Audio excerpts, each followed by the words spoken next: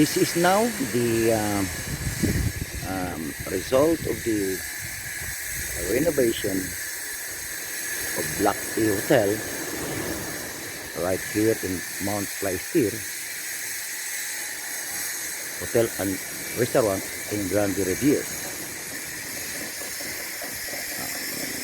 The work now is ongoing, and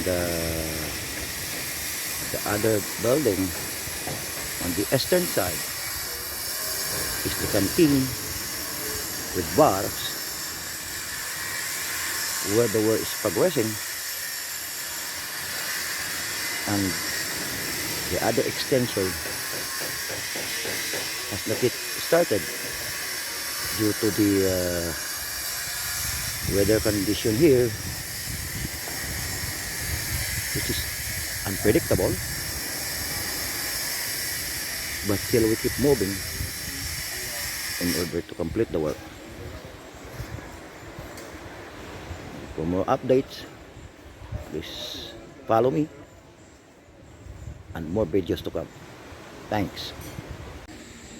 This is the swimming pool where the tiles work is almost 80%, and the walk around here, the swimming pool,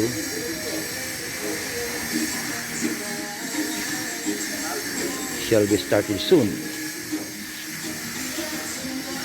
This is in between of the Block A Hotel and the restaurant where the work is ongoing. Electrical works at Block D, including painting works, is also progressing.